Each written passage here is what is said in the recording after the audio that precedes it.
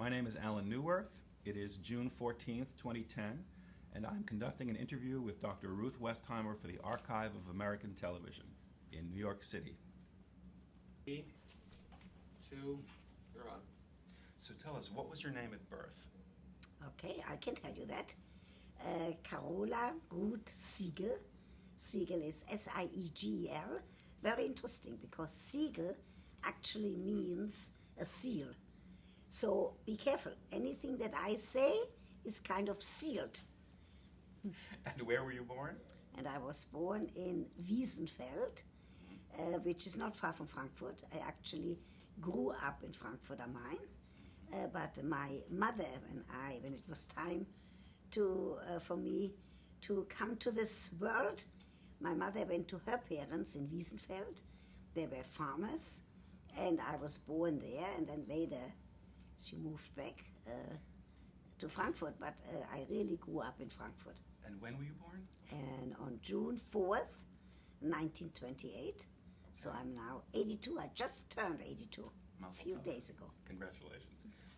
Your father's name, and what did he do? And my father's name was Julius, and he was a salesperson. He went to stores, and he had wholesale notions. So he went to stores and sold handkerchiefs and thread for sewing and things like this. He inherited that business from his father, and I do know that they struggled. I just remember that my mother helped him. I was an only child. Yeah. And fortunately, his mother was a widow, my grandmother Selma, S-E-L-M-A, and she lived with us. So her full-time job was taking care of me, and she did a fantastic good job. Your early interests? And my early interest, I think it was always dolls, which is very interesting because I was an only child. I do remember that when I left Frankfurt, which we'll talk in a moment, Yeah. I had 13 dolls. And what is very interesting that I now, at the age of 82, I have 2 doll houses in my apartment. I have a few more rooms that people give me. And that's not for my grandchildren, not for my 2 granddaughters.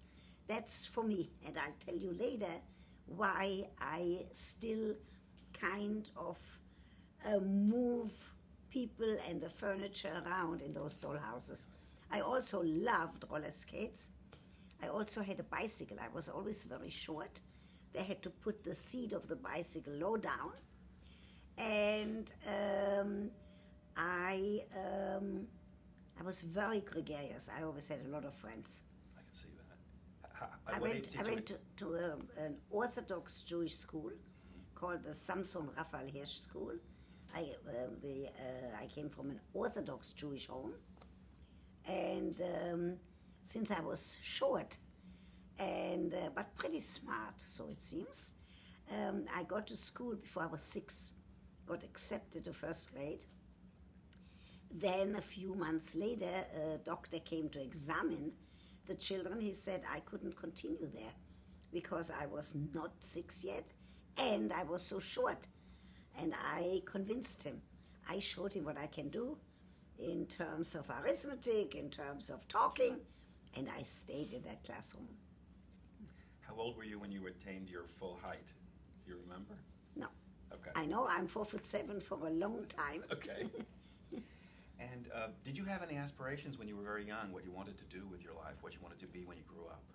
I actually, even in the orphanage, which we'll talk about in a little while, I wanted to become a pediatrician, a physician.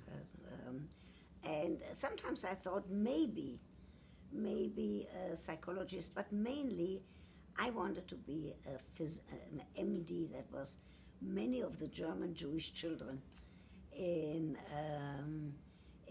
Germany wanted at that time.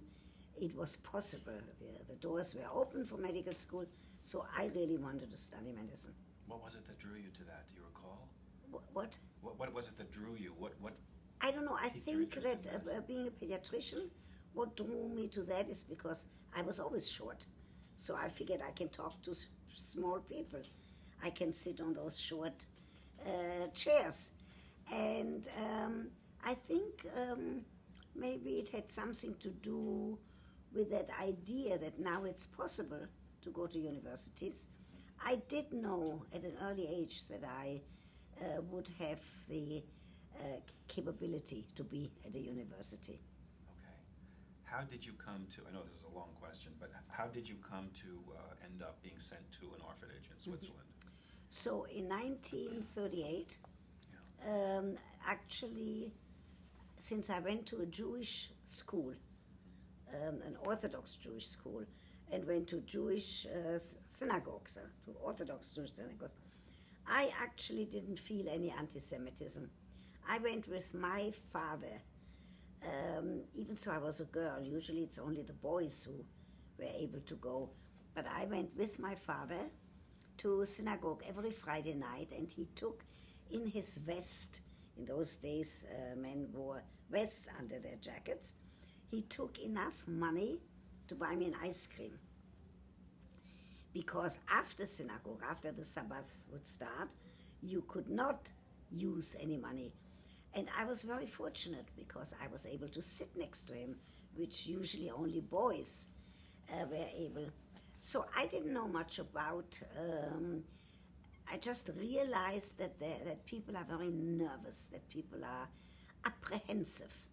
And then I do remember the night of, we couldn't go to school anymore after the night of the, I don't call it Kristallnacht. Why not? I tell you why, because crystal, for me, is Czechoslovakia and beautiful champagne glasses and chandeliers. So I call it the night of the broken glass, not Kristallnacht.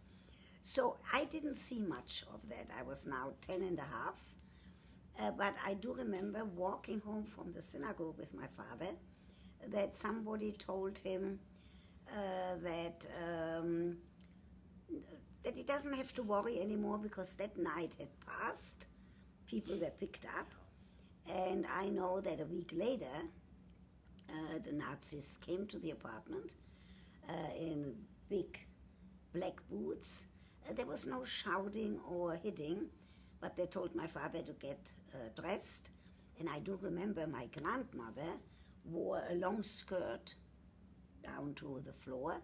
I remember that in the seam, she had some money, because I remember seeing that she took money out, gave it to the Nazis, and said, take good care of her son, of my father.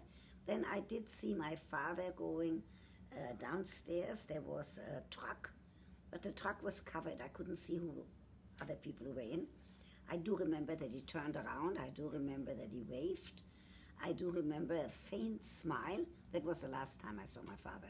You were how old at the time? And I was 10 and a half. Wow. So I was told, and I will never know how come. I'll tell you another small vignette here. In 1938, when the clouds became darker and darker, and as you know, many people did not read Hitler's book, Mein Kampf, My Struggle, because then they would have known what the intentions were. But there was a conference in Evian, and the conference was called to save German Jewry. And Roosevelt sent an emissary and other leaders of the free world, and the conference failed miserably. Out of that conference, the only thing that came out of it was a kind of a resolution, let's at least save the children. So that was in November of 38. And England at the time, despite the fact that they were preparing for war, took 10,000 Jewish children for 6 months, hoping the parents would be able to immigrate to some country that would accept them. And Holland, Belgium, France, and Switzerland accepted 300 each. It was 6 months, hoping parents can get visas and go. I will never know how come I was on the list to Switzerland, because if I had been, the English children were all saved. They went to families in England. But the Holland, Belgium, and France children did not survive. And if I had been on one of the transport to those countries, I wouldn't be here. So I went, I didn't want to leave because I had a mother, I had a grandmother. I waited for my father to come. But I do remember that a letter came that my father said, I would appreciate if Carola, as I told you, was my name and Ruth was my middle name. If I would go to Switzerland, it would help him to come back from the labor camp to Frankfurt. So I had no choice. So on January 5th, 1939, I went with a group of 300 children to the railroad station in Frankfurt. We stayed one night at the orphanage in Frankfurt so that we would all be together. I remember my mother and grandmother coming and waving goodbye. And so out of the 6 months, supposedly, the whole group stayed in the children's home, Orthodox Jewish children's home in Switzerland, that then became an orphanage because the parents, my father did come back to Frankfurt, but the parents could not. He worked as a gardener at the Jewish cemetery for a while, but then they were deported. Okay. We'll get back to the orphanage in a minute, but before that, I've read that you had read your parents' sex manual. Where did that happen? Whenever anybody asks me how come I went, how come I became Dr. Ruth, well, we'll get to that. Talking about sex. We'll get to so that, yeah. I must have been very curious always. I do remember a girl teaching me behind some bushes, an older girl, teaching me about menstruation. And I do remember that I wrote that in the autobiography, in my parents' living room, I remember there was a bookcase, there were many books, but in the second row of the bookcase, there was a book by Van der Velde that was a very famous writer who wrote a book called The Ideal Marriage. And I do remember that I went on a little stool and then on a table in order to reach there was a key, but I knew where the key was. I don't remember what I read in that book, but I do remember that I read. That's not why I became Dr. Ruth, but it's a fun anecdote. Did your parents ever find out that you read that? I don't think so. Okay. And I've read that you taught some of the facts of life to some of the other girls in the orphanage. Okay. Tell us about that. Okay, so first of all, I see you did your homework. I like that. So once we got to the orphanage, to the children's home, which then 2 years later became an orphanage, I had already read a little Van der Velde. I had already the wrong information about menstruation from the older girl. So I became a little bit like a leader. I also was a leader on the train, and I did a book on that, and there's a DVD out. I was a leader because I made everybody sing. See the pin here? Yes, tell us about that. And I'll tell you about that in a moment. I just got that recently, 2 years ago. But I made everybody on the train from Frankfurt to Switzerland, I made everybody sing the songs, the children's songs of the childhood, the songs from the synagogue, the songs from school, the dances that we used to do as children, because that was the only way of keeping us from crying, was to get everybody. So I had some kind of leadership quality to make everybody sing. And on the way to the children's home. Mm-hmm. And what else did you read about me? Everything. Whatever you allowed us to know. And in terms of giving them advice on matters of sexual interest. Nah, I didn't think that I would ever talk about that. Okay. And the only thing is that I guess I developed, because I was 10 and a half. Some children were older, some were smaller. Yeah. We already were responsible for the smaller ones.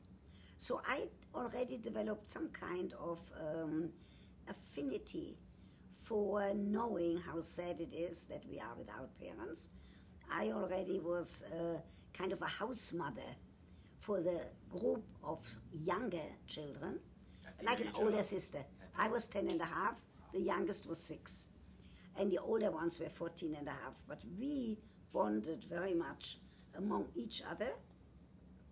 And it's interesting, every year I go to Israel and to Switzerland, and I still visit the people that I grew up with in the orphanage. I We are was just going to close ask you if friends. you're still in touch. Yes, I did a longitudinal sociological study, and to show the importance of early childhood education, of the early socialization, because most of us, I'm not saying all, but most of us made it, despite the fact that we became orphans.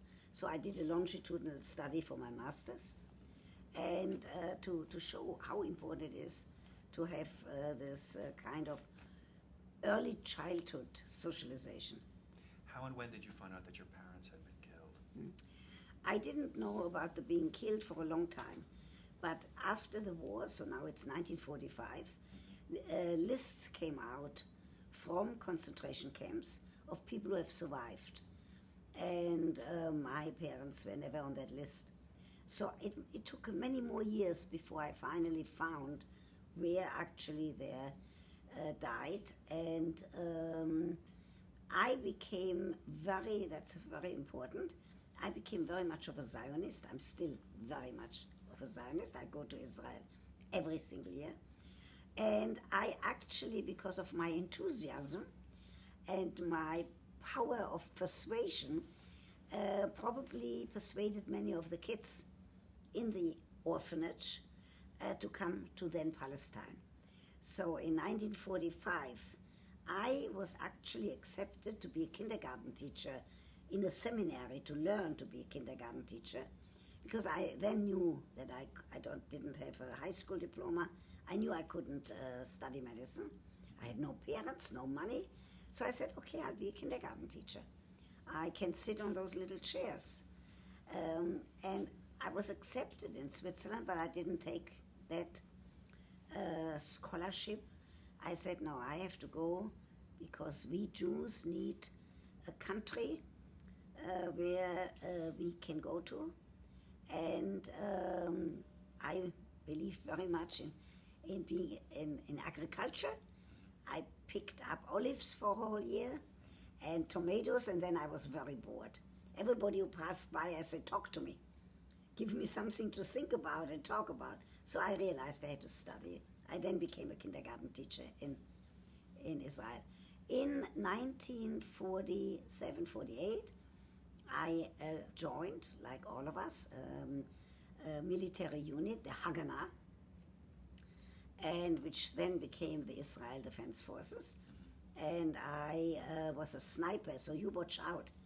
If your questions don't remain good, watch out. I can still put 5 bullets in the red circle. And I knew how to throw hand grenades. I've never killed anybody. But very early in... Did you shoot, though? I did shoot, and I was a good sniper. In 1948, in May, Israel was declared.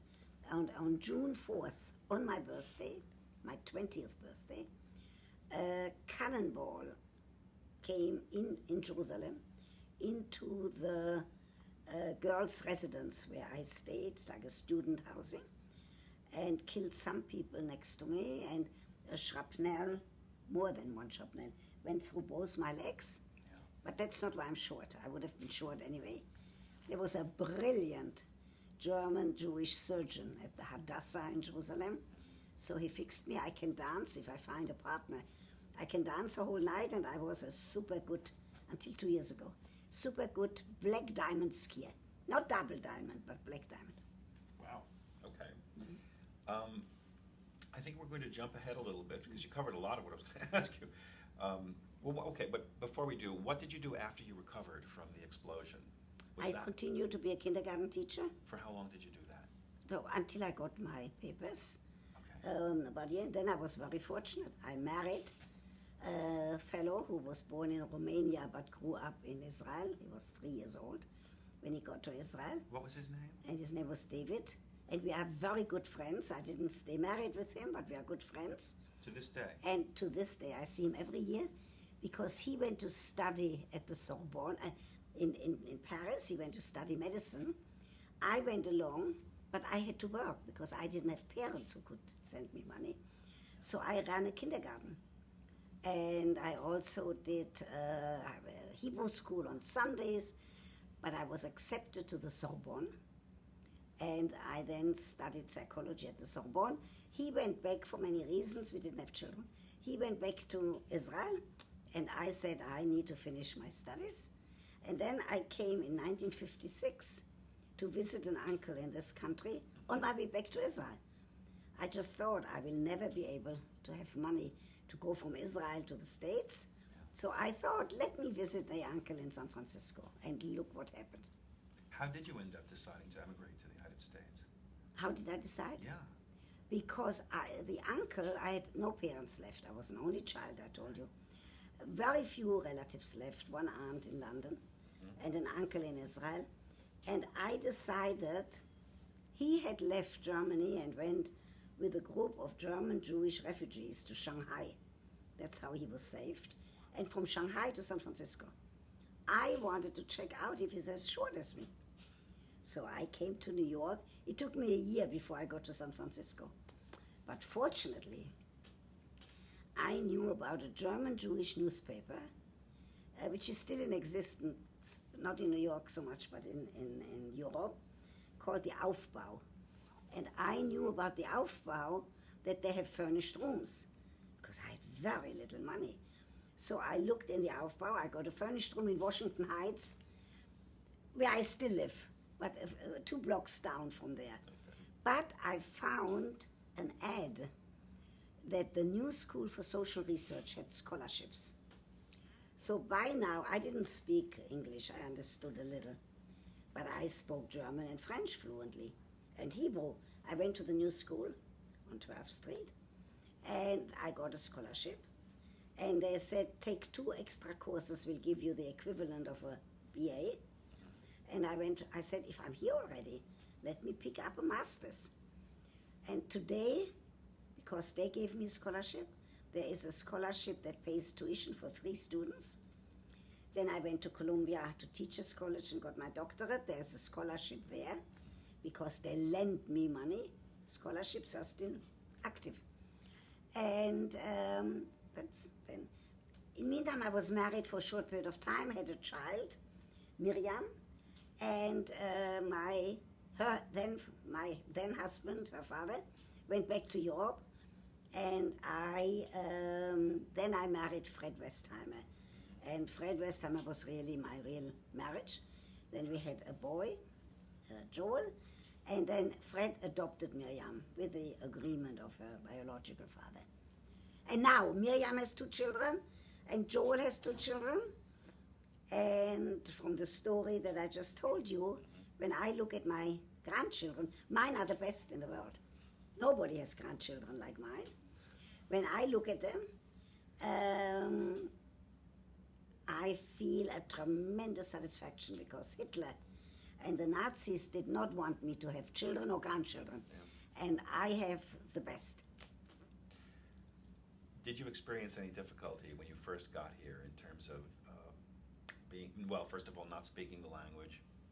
Was there any discrimination against you in any way, shape, or form? No, I didn't, because first of all, fortunately for me, I went to live in Washington Heights. I was surrounded by German Jews. I cleaned houses first, 75 cents an hour. I then worked for the French embassy, the cultural division, because I spoke French fluently. And that's how I got an embassy visa. Then I switched that to a student visa. I was surrounded by refugees, by immigrants, by people who spoke the language that I grew up with. So I didn't have any difficulties. I was poor. I lived on Seaman Avenue in an apartment. I paid, I think, $75 a month. I sometimes didn't have enough for food. However, I always had friends. I always made parties. So they brought the food, and I paid for the potato chips and I think tea.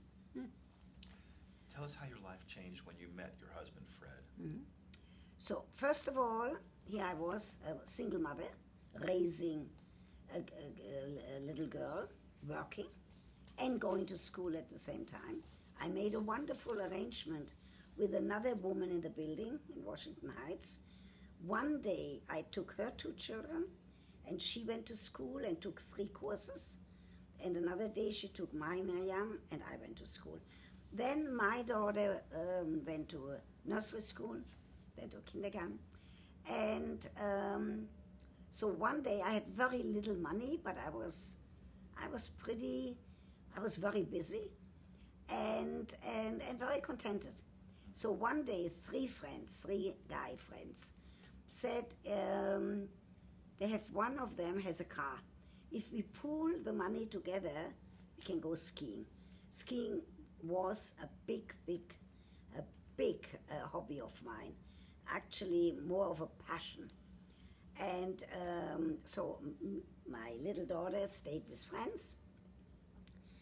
I went to the Catskills, and one of my friends was a Dutch fellow, very tall.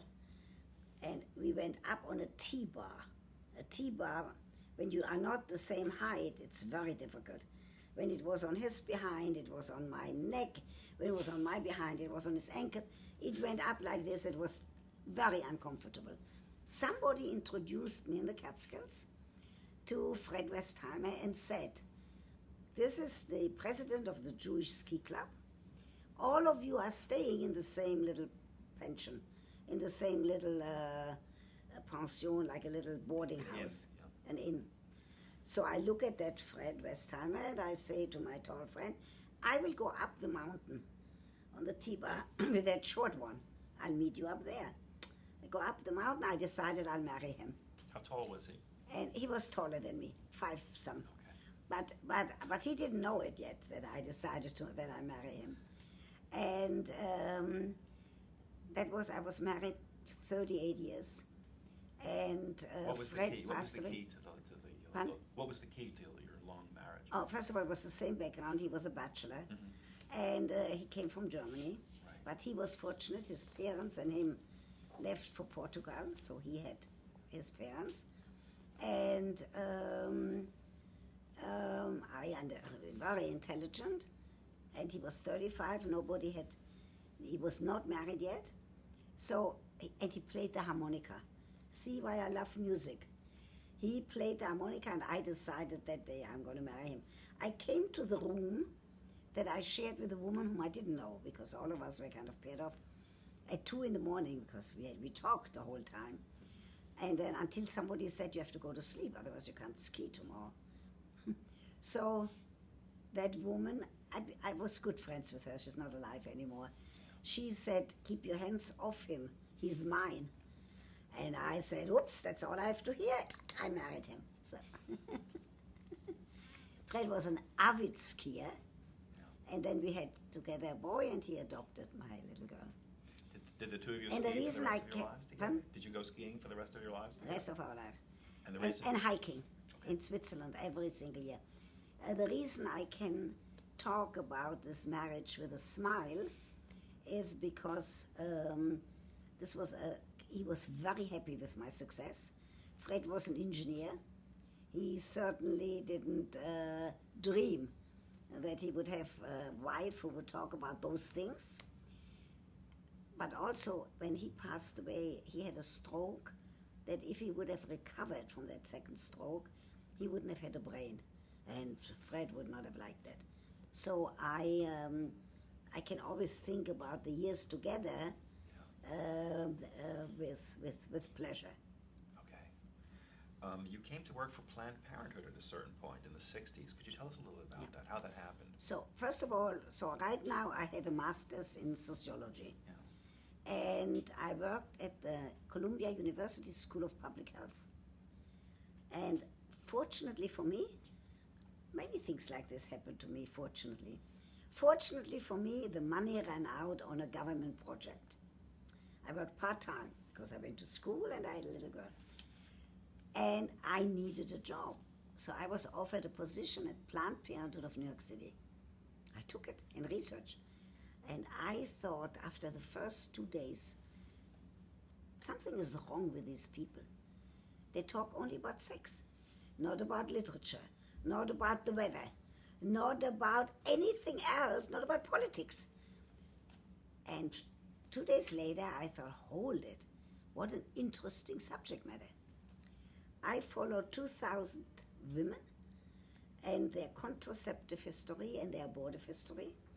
At the same time, in Harlem, I ran a project, director of research. I trained paraprofessionals, black and Puerto Ricans, at the height of the unrest in '69. I trained them to be family planning counselors, and I used that data. I had statisticians, I had computers at my disposal, not the ones that you have now, big ones. So I used that data to do my doctoral dissertation. What were you researching? And then we just wanted to follow up. How do people come for Planned Parenthood? What can we do better to be family planning counselors? Then abortion was still illegal, and then abortion became legal. I trained those paraprofessionals. They all got better jobs, better paying jobs, after my project was finished. When my project was finished and I got my doctorate at Columbia, at Teachers College, 1970, I taught at Lehman College. And I loved it. I thought that's going to be I taught psychological foundation of education, and I taught human sexuality, how to teach sex education.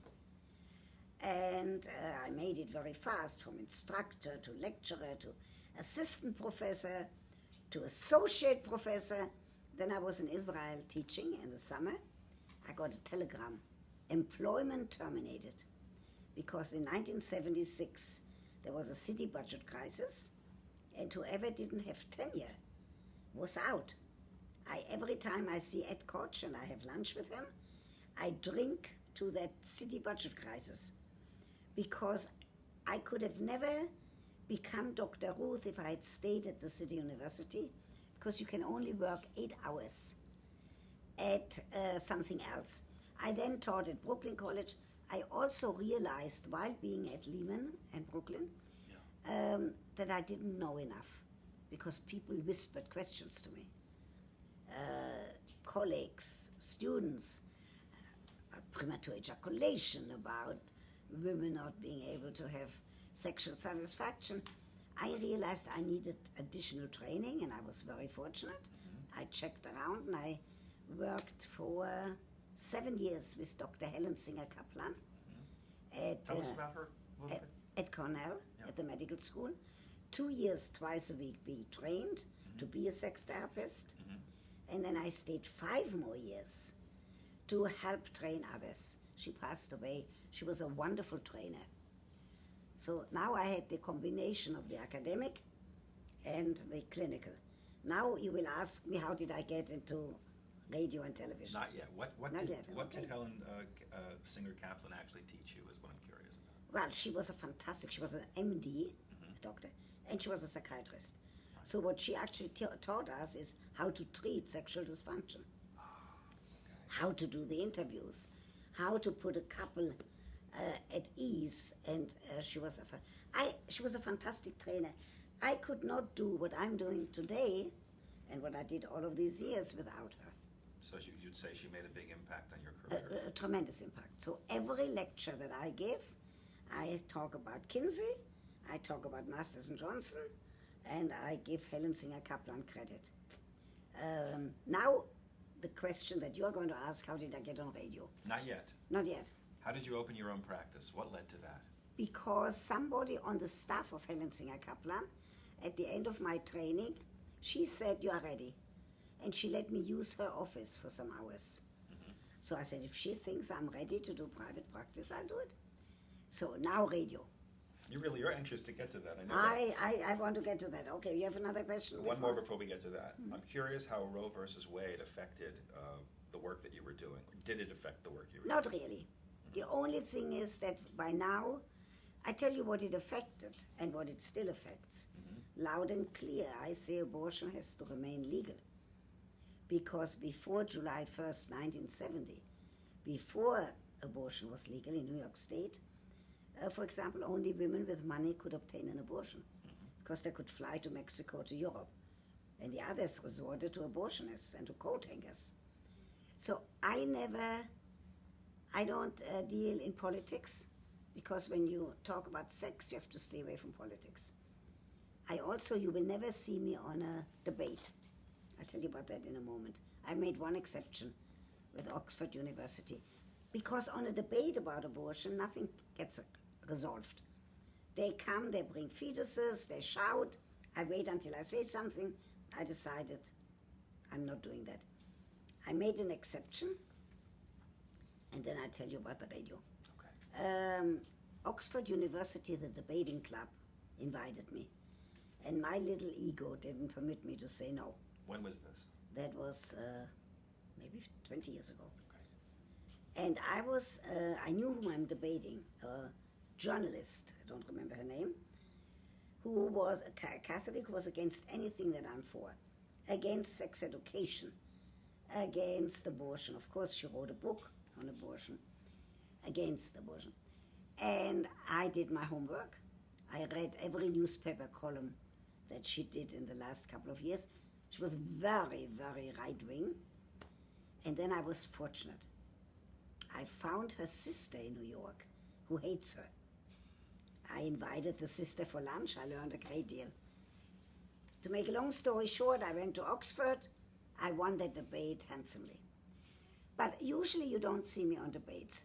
How did I get on radio? How did you get on radio? So here I'm at Helen Singer Kaplan's seminar. Mm-hmm. And a letter comes, not addressed to me, addressed to her. There used to be a law that any radio station needed community affairs programs to get a license. So the letter said, and the managers of community affairs had to meet once a month to assess community needs. So the letter said, would one of us talk about the need for sex education? Nobody wanted to go because there was no money attached to the letter. I said, I go. I went, I said, I'll fly a balloon. I didn't think I would do radio because of the accent. I never have done radio in my life. I thought I'd be a consultant to somebody who I would train. Within 1 week, so I told them, you are what is called in sociology significant others. I said, you ought to have a program on the air. We have the knowledge, and we need a program in order to reduce the unintended pregnancies and so forth. Within 1 week, the manager of community affairs, Betty Elam, gave me 15 minutes, midnight. So my engineer husband said that I'm stupid. Why do I go once a week to tape 15 minutes? It was taped. Why don't I tape all 4 at the same time? And I said, Fred, you stay with your engineering, because I knew what I was doing. I said, this was not live, it was taped. Send me letters. And the answer to the letter, I wanted to be on the air the next Sunday. I did that for 1 year. Then I did 1 year live, and then I did 10 years, every Sunday night, all over the United States and Canada, sexually speaking. Right. We're jumping ahead a little bit because I've got some specific questions for you. Why do you think that the station felt it was the right time to do a radio show about matters concerning sex at that point in time? I don't think that it was the radio station. I think that Betty Elam, the black lady, the manager of community affairs programs, was taken by my presentation to the community affairs people. She then asked somebody by the name of Mitch Libby. Mitch Libby did a program for her, community affairs, on NBC, called Getting to Know. She said, I want you to interview the woman that she just met. And she talks about sex education. Mitch Libby had just gotten a divorce and was, I think, with a new woman. He said, no. He said, I talk to politicians. to politicians. I talk to serious people. I don't want to talk about sex. She said, but I'm the boss. I talked to him. I said, look, I never ask personal questions. And while I talked to him, he said, okay. He did the interview. Right after the interview, Betty called him, and she said, I have 15 minutes available, midnight. Do you think Westheimer can do it? And he said, Westheimer can do anything she puts her mind to it. That's how it started. Was it considered risque to talk about such things at a time on the air? Yes, of course, especially with my accent.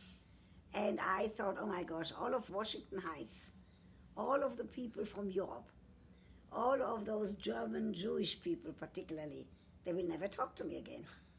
Didn't happen that way.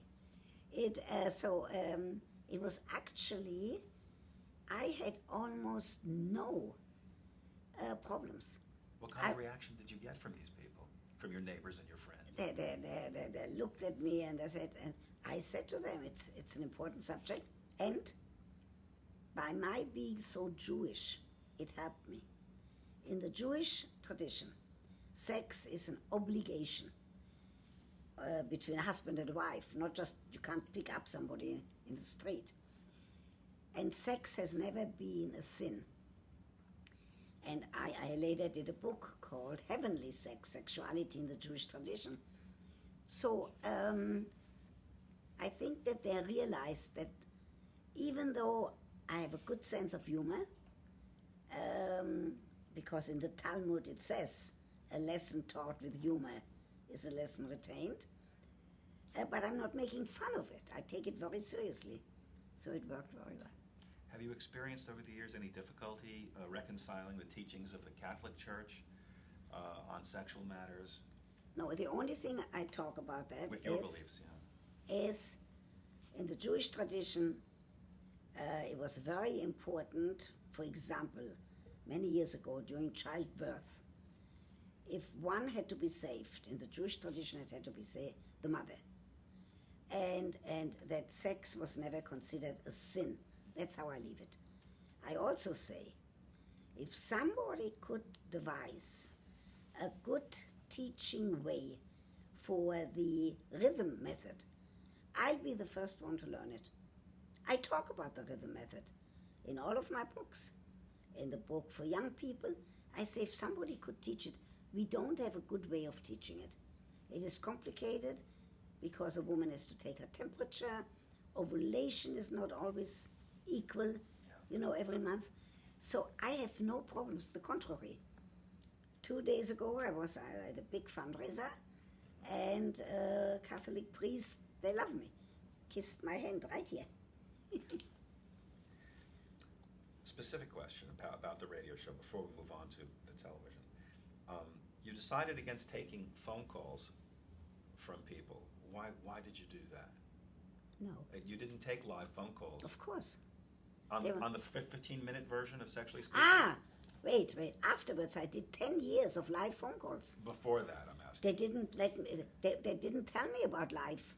They said, we have 15 minutes available, taped on Tuesdays for Sunday nights. I never even thought it could go live. Only after that 1 year, they said, okay, let's try it live. And it worked. So it wasn't because they were afraid of what people might say on I the don't air? think so, but I tell you what did happen. There was a 6-second delay. And fortunately for me, and it had to do with the tone I'm setting, it had also to do with a brilliant intern who fielded the questions that I had no trouble. That 6-second delay was very seldom used. Once it was used, I do remember that there was something about bestiality. And all I said, I'm not a veterinarian, I'm not interested in bestiality, period. Went on to the next question. What were the most common questions that you found people were asking you, especially in those early days? They still fall into 2 categories: relationship questions and specific sexual questions. So relationship, for example, I always remember that one. A woman called and she said that she has had now an affair with a married man for 3 years. He promised to divorce his wife. And now he told her last night the wife is pregnant. And I said to her, do you want to hear the song? I'm not a disc jockey, but there is one song I used. She said, yes. I give the engineer a sign. He puts on, I'm going to wash that man right out of my hair, send him on his way. She knew I would do that. She knew what I would say. But she wanted that little bit of reinforcement, of encouragement that her decision to end this relationship is the right one. So they fall into two categories, relationships and specific sexual questions. I still, when I still do some lectures, still the same thing. The specific sexual questions, there are two changes over the last couple of years. There are less unintended pregnancies. We still have too many, but there are less because I'm not the only one who talks about sex. Sex sells. The Sex for Dummies, which you are going to show later, is out in 28 languages. 3rd edition. So we have less unintended pregnancies. We certainly, women, have heard the message that a woman has to take the responsibility for her orgasms. She has to take the responsibility for her sexual satisfaction. She has to teach her partner. And then I say with a smile, even a lover trained by me can't bring her to sexual satisfaction if she doesn't tell him what she needs. So across the spectrum, Canada and here, we have less women who haven't heard that message. But I'm not the only one who gives that message. That a woman has to teach her partner. And the relationship questions are more or less the same. What worries me, you can say that, what worries me these days, is young people like you haven't seen any AIDS patients. In New York City, there are sex clubs springing up, homosexual, heterosexual. And we are going to see a new rise in AIDS patients. Because young people think nothing will happen to them.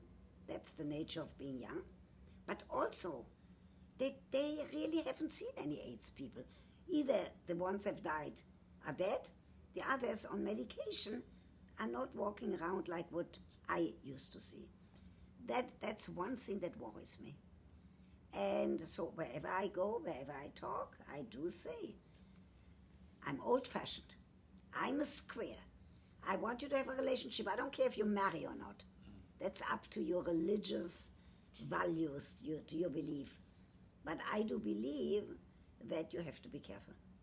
Did you find that there was a lot of misinformation out there about sex when you started doing your radio show? Yes, because there was a lot of this kind of, if he loves me, that has to do with relationship and knowledge, real knowledge about sex. If he loves me, he should know what pleases me. If he loves me, he should know how to bring me to orgasm. Or, if he loves me, how come that he ejaculates so fast that maybe he really doesn't want to have to be in my company? Things like that. There were lots of misinformation. I'm doing a book as we speak, age of 82, I'm doing 2 new books. One for women, what they have with a gynecologist, with the head of a department at Cornell Medical Center, what women have to ask their gynecologists when they go for visit. First time visit, after menopause visit, because in today's world, the doctor doesn't have time to wait until she's comfortable. So there's a lot of misinformation and not questions asked. The other one is about sexual myth. For example, Leda and the Swan. I do that, Leda and the Swan. It's a myth of a Greek myth. So I do that with a PhD, Jerry Singerman from the University of Pennsylvania Press, with whom I did another book, Musically Speaking. And we are going to have to clarify some of those myths.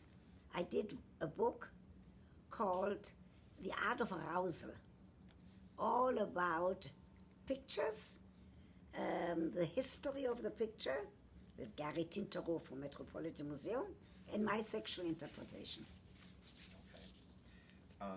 Were you ever at any point, you're so self-assured now talking about this, was there ever a point when you were nervous talking about this on the air? I don't think the word nervous would be the right one. Mhm. But here's my answer. I have chutzpah, which means nerve. I also believe in, I'll give you an image for that, a turtle. If a turtle stays in one place, it carries its house on top. It's safe, nothing can happen to it. If that turtle wants to move, it has to take a risk. It has to stick its neck out. Could get hurt. But if it doesn't stick its neck out, it doesn't move. So sometimes I thought, Ruth Westheimer, Frankfurt am Main, with this accent, what are you talking about, erection and orgasm all the time? And then I say, it's fun. And I'm giving good information. And look what has happened to my career. That here, 82, I just finished my 6th year at Princeton and Yale. Not just talking about sex, talking about the American family and the Jewish family. Did you find that people were constantly coming up to you asking questions when you were not on the air? Did it become the topic that you were being inundated with all the time? No question. If I walk alone, somebody tells me their problems. If I sit in a restaurant with somebody, people don't ask because they don't want the other person to hear. I sometimes now, I'm doing it again, go on the Queen Mary. The only thing I'm asking them, in addition that they give me first class, is a room with a terrace. Because if I sit at the pool, I can't do any reading. They tell me all their problems. But if I can be on a terrace and I do something which nobody else does, once on every voyage, I've done it now many times, I go at 11 o'clock at night down to the mess hall. I do a half-hour seminar to the crew, to everybody. The waiter, the spa crew, anybody, the cleaners, because they work very hard. Nobody does that. And I take the captain to read the questions to me.